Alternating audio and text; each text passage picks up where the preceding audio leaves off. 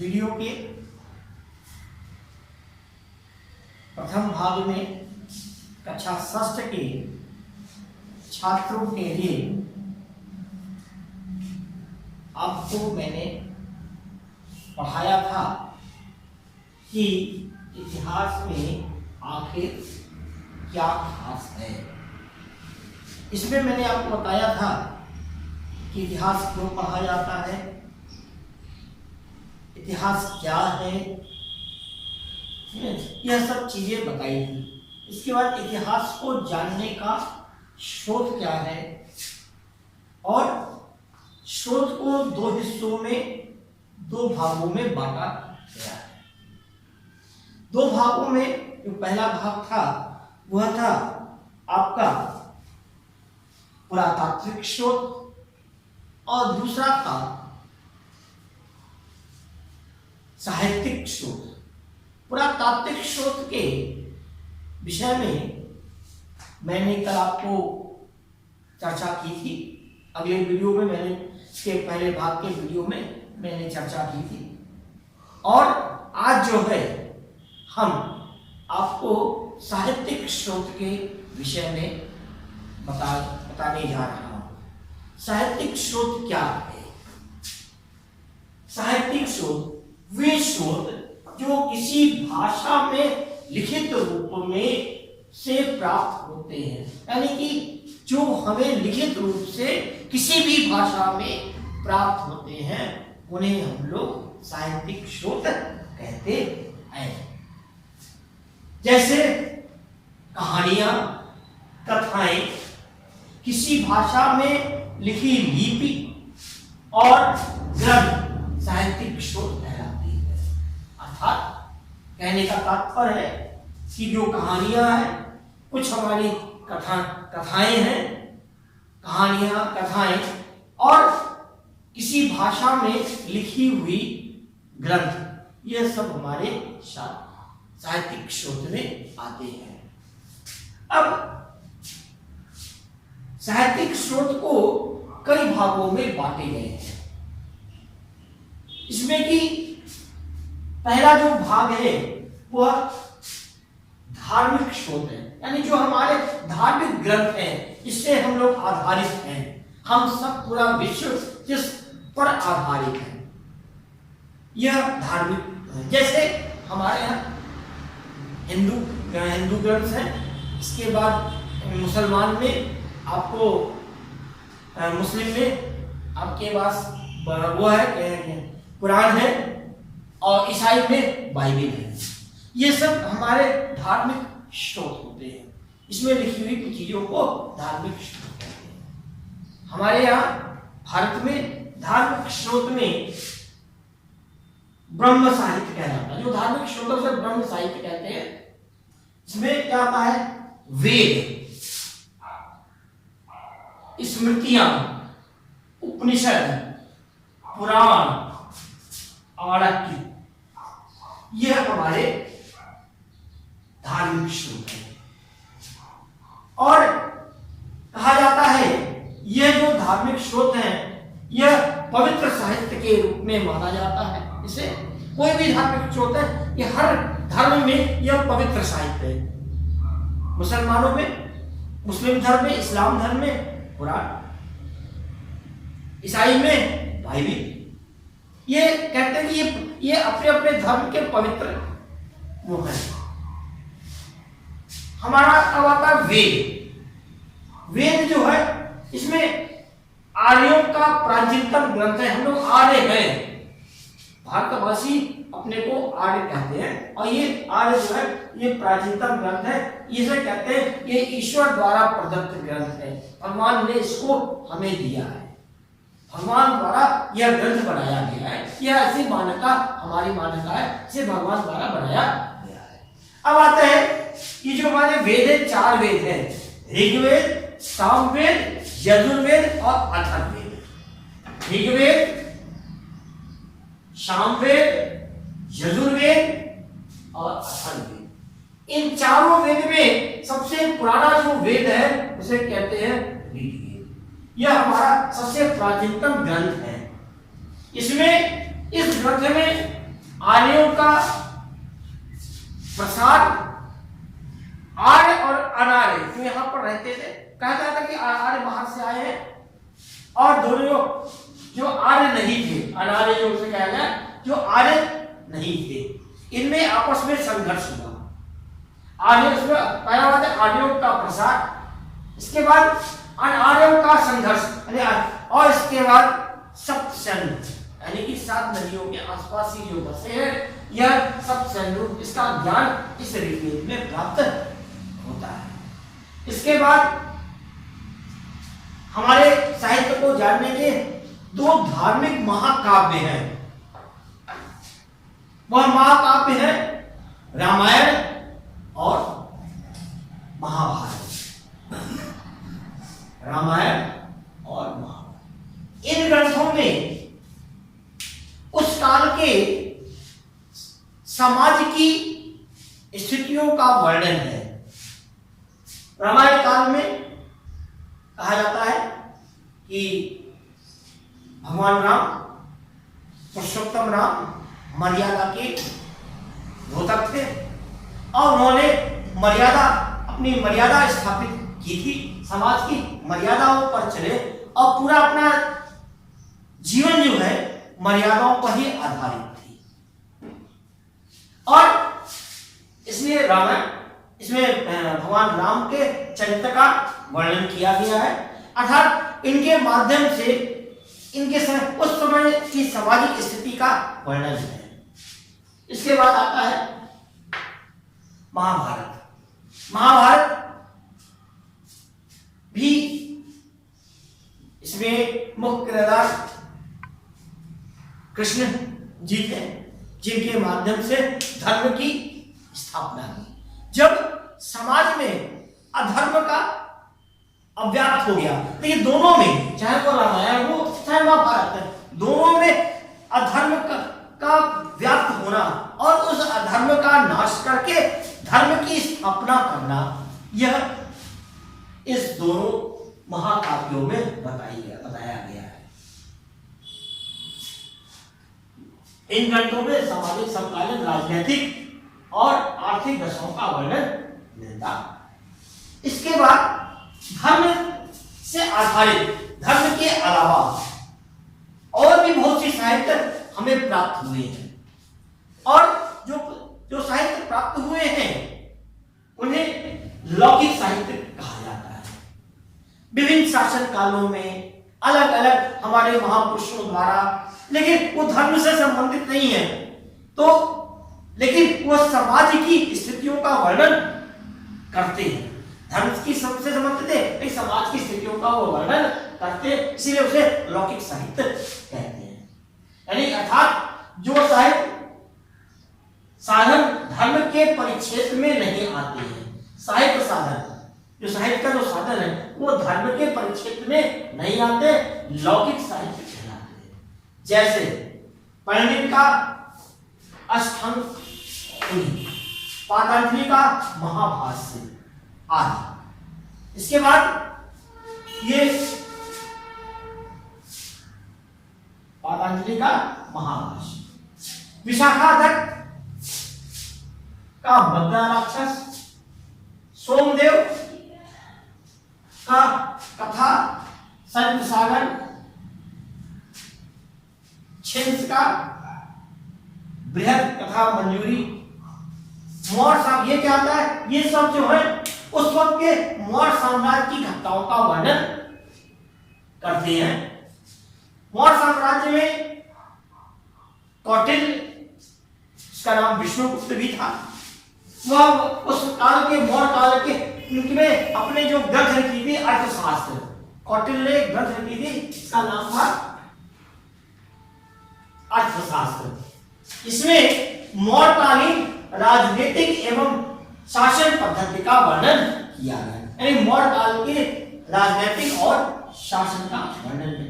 इसमें भी वही है कि अत्याचारों को, शासन के जो मगध का साम्राज्य था, नंदवंश के साम्राज्य में महापल्ल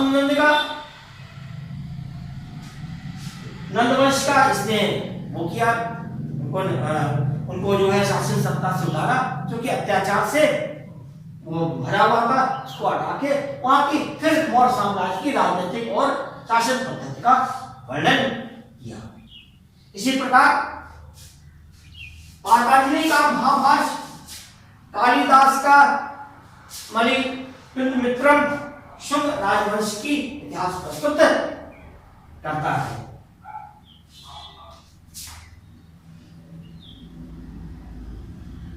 ये किसका रहता है? शुंग राजवंश के इतिहास को प्रस्तुत करता है। इसी प्रकार शूद्रक,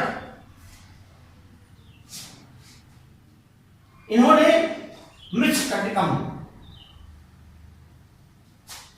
दांडी का 10 कुमार चरित्र भी समकालीन स्वत के समाज की दशाओं को प्रस्तुत के समाज की दशाओं को वह बताता है।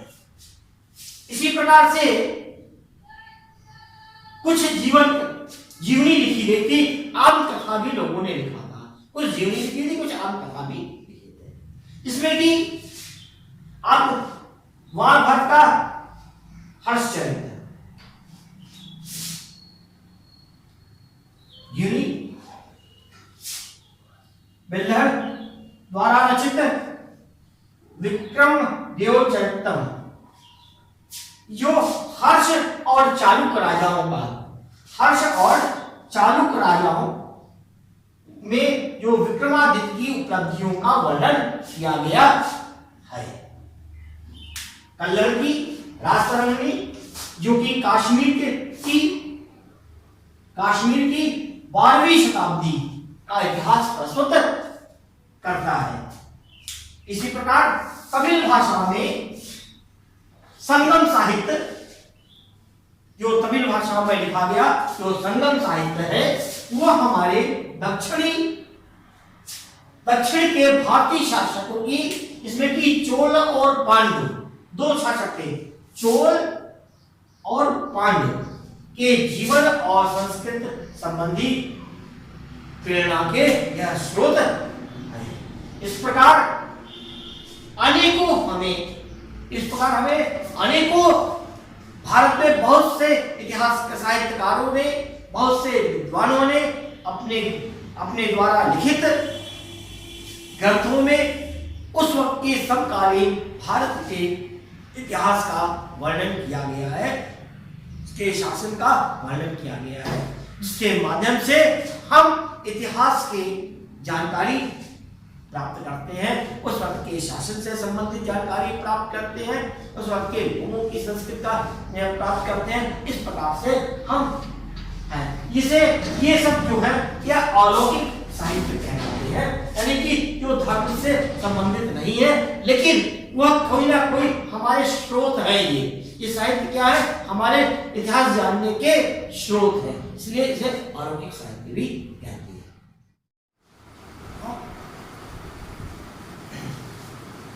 विदेशियों के वृत्तांत,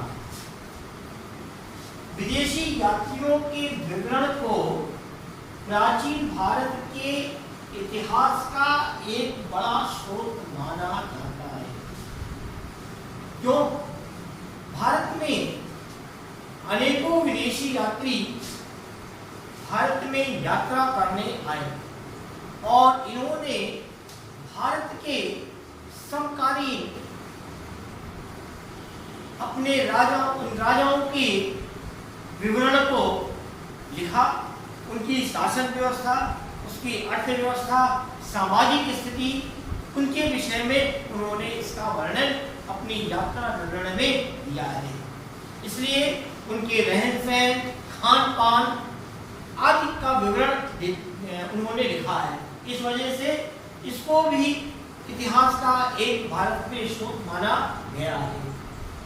इसमें यूनानी राजदूत मेगाथनीज ने अपनी यात्रा विवरण में एक पुस्तक लिखी थी, इसका नाम था इंडिका, जिसमें चंद्रगुप्त के दरबार का उसने वर्णन किया है।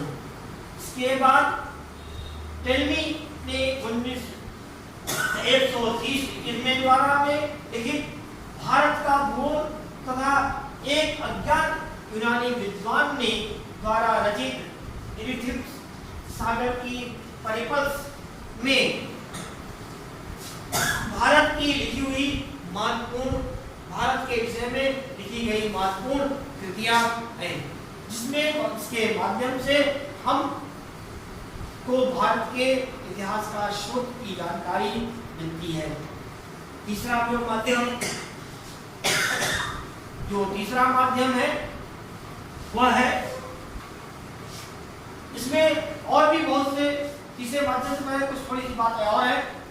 इसमें बौद्ध यात्री जो थे, जब भारत में बौद्ध धर्म का, भारत के बौद्ध धर्म का विस्तार कई देशों में हुआ और वहाँ उन देशों के यात्री भारत के बौद्ध धर्म के विषय में जानने के लिए आए, जिसमें से एक पहला नाम था, चीनी यात्री थे, उनका पहला नाम था वेनसोंग फायान, और ऐसे कई ऐसे लोग थे जो कि भारत में यात्रा करने के लिए आए और उन्होंने उस समय के तात्कालिक राजाओं के विषय में लिखा था।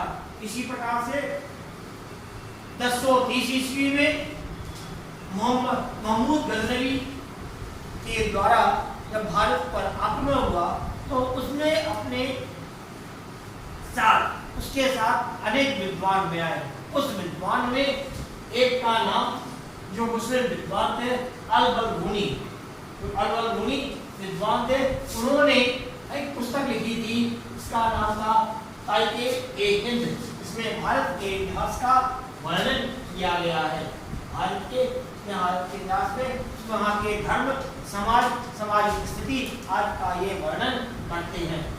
इसका जो तीसरा जो है वह है सिक्का और शिलालेख, खुदाई से प्राप्त अनेकों स्थानों पर खुदाई, बहुत से शिलालेख, भग्नावशेष, महलों के खंडरों से, इनके द्वारा हमें उस वक्त की जानकारी मिलती है, इतिहास की जानकारी मिलती है। इसके बाद इसी में था जो सिक्के मिले, सिक्के किस धातु के बने थे, इससे भी उस वक्त की आर्थिक स्थिति की जानकारी प्राप्त होती है। जैसे सिक्के बनते थे वह सिक्के थे जैसे आपके सोने के, चांदी के, शीशे के, इनके, इससे उस समय के राजाओं की आर्थिक स्थिति की जानकारी हमें प्राप्त होती है। इसके बाद अब आता है काल अवधि। काल अवधि है क्या? यानी कि हम जो इतिहास है, इतिहास बहुत लंबा समय है, बहुत लंबा। अब इतिहास को समय कब, यानी कब कोई घटना कब घटी, इसको बताना, एक निश्चित समय बताना, यह घटना कब घटी या एक अनुमान बताना कि कोई घटना घटी कब, हम दूसरे को क्या बताएंगे, बहुत दिन बाद घटी क्या, कोई एक मापदंड होना चाहिए। उस मापदंड के लिए इतिहासकारों ने एक मापदंड बनाया। उन्होंने जो मापदंड बनाया था वह ईसा मसीह के जन्म को आधार माना। उस मापदंड में जो आधार माना गया ईसा मसीह का जन्म था। जन्म से को उन्होंने आधार मानकर उन्होंने मापदंड बनाया। ईसा मसीह के जन्म से पहले की घटना और ईसा मसीह के जन्म के बाद की घटना। जन्म से पहले के घटना को ईसा पूर्व कहा गया, जन्म से बाद की घटना को ईसवी कहा गया। क्या यह ईसवी का जो आज हम लोग पढ़ रहे हैं वो ईसवी है। 2020 ईसवी लिखते हैं, 2019, 2018 या ये जितने भी समय है ये क्या ईसा मसीह का जन्म से पहले, और जो ईसवी है ईसा मसीह के मृत्यु के बाद के समय को कहा गया है। तो अर्थात इसको जो ईसा मसीह के जन्म को ईसा पूर्व अर्थात BC, before Christ, Isa Masih के मृत्यु की घटना को ईसा पश्चात, जिसे लोग ईस्वी लिखते हैं, समझे, एडी कहते हैं, इसको कहा जाता है। इसके बाद कुछ इतिहास के ही महत्वपूर्ण तथ्य हैं, इनकी जानकारी इसके साथ होनी चाहिए, जो कि हम पढ़ रहे हैं, इसी पढ़ने में कुछ हमको जानकारी आए।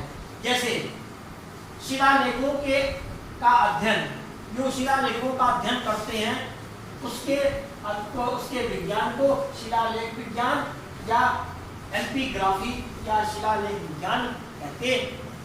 इसी प्रकार भाषा का जो दस्तावेज है, भाषा है, उसके अध्ययन किया जाता है, उसको फिलोलॉजी अर्थात भाषा विज्ञान कहा जाता है, उसे भाषा विज्ञान कहा जाता। फिर इसके बाद जो लोग सिक्कों का अध्ययन करते हैं, कुछ इतिहासकार सिक्कों का अध्ययन करते हैं, उन्होंने न्यूमरस टैबलेट्स या मुद्रा शास्त्र के नाम से जाना जाता है। और अंतिम जो है जो जिसमें हम लोग कहा जाता है इतिहास का जनक। अक्सर लोग पूछते हैं इतिहास का जनक कौन है? इतिहास का जनक क्या? इतिहास की घटना को बताने वाला क्या माना गया है? एक यूनानी विद्वान थे हेरोडोटस, जो 5वीं सदी में उनको इतिहास का जनक कहा गया है। इसके बाद आता है अभ्यासकार। अभ्यासकार में कुछ प्रश्न दिए हुए हैं, इन प्रश्नों के उत्तर आपको देने हैं। और जैसे वेदशास्त्र के निवासी के 2 प्रसिद्ध महाकाव्य के नाम लिखिए। हर्षवर्धन ने किस ग्रंथ की रचना की थी? इंडिका के रचयिता का नाम बताइए। ईसा पूर्व का क्या अभिप्राय है? इतिहास का जनक किसको माना जाता है? ऐतिहासिक साक्ष्य क्या है? पुरातात्विक स्रोत का वर्णन किए। यह कुछ अभ्यासकार है। यह अभ्यास के प्रश्न आपको जितना मैंने पढ़ाया है इसी में इसके उत्तर मिलेंगे। अगर फिर भी आपको कोई दिक्कत होती है, परेशानी होती है इन प्रश्नों के उत्तर या कहीं समझने में कोई आती है, आप हमारे इसी वीडियो के नीचे जो व्हाट्सएप लिंक है उस पर क्लिक करके उससे अपने को जोड़ें और जोड़कर अपने प्रश्नों को लिखें और इसका उत्तर मैं आपको दूंगा। आपको आपकी समस्याओं का समाधान करूंगा और इस प्रकार से आपका यह चैप्टर पूर्ण समाप्त होता है। जय हिंद।